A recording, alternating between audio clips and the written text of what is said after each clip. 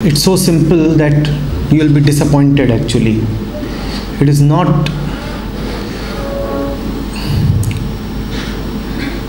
jazzy to hear or glamorous to look at. Love is a relationship. A healthy relationship is love. Any healthy relationship is love. And a healthy relationship is possible only when you are healthy. So the relationships of a healthy being are called love. The definition is so simple.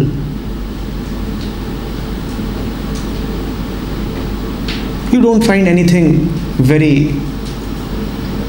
embellished about it. What is a healthy being? A healthy being is one who is not restless, who is not continuously suffering, whose mind is not continuously wandering in tension, in misery.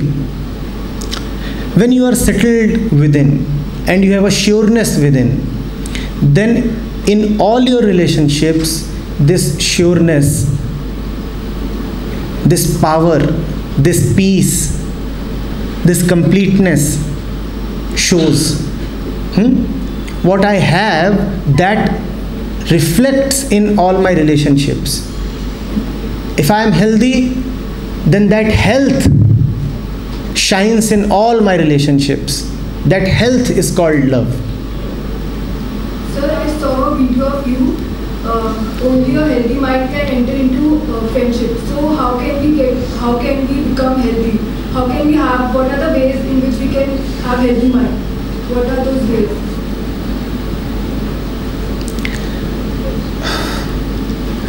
Do you know what does this question imply?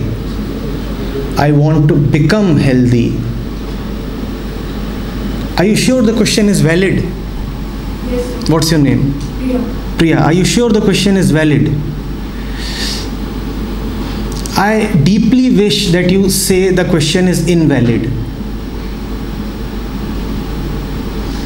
You are saying I want to become healthy without quite realizing what the question implies.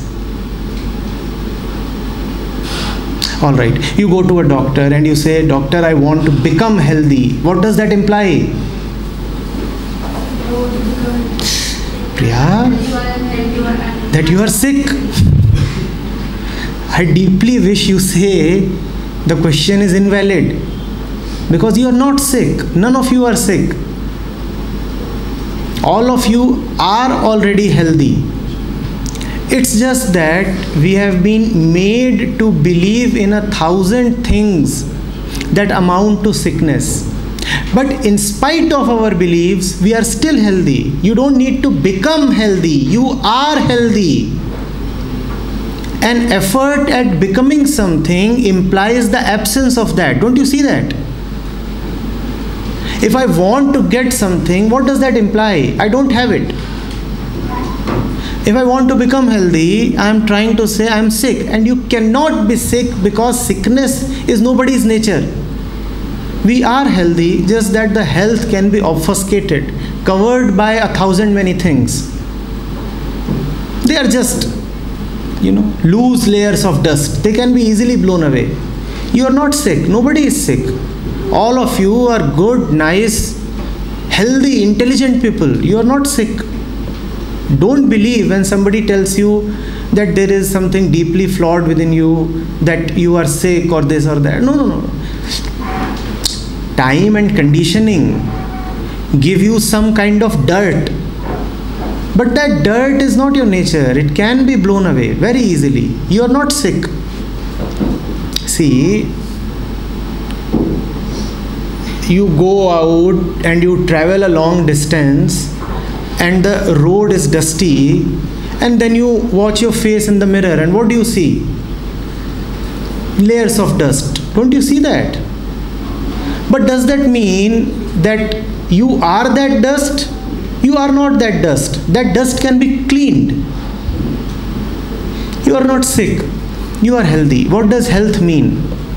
Health means that which you are without any education. Health means that which you are without any kind of education or training.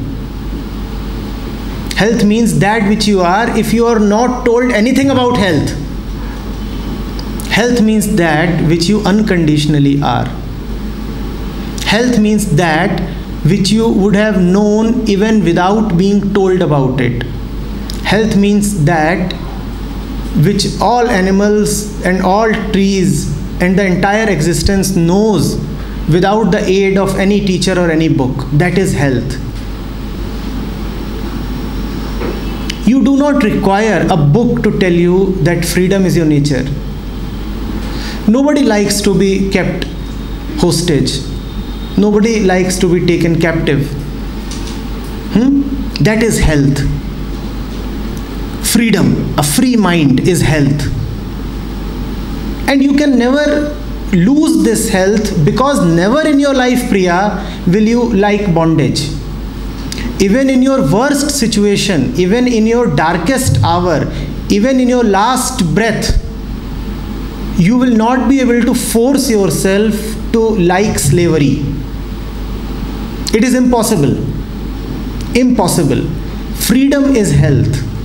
Similarly, even in your worst situation, you will not be able to force yourself to like misery or suffering.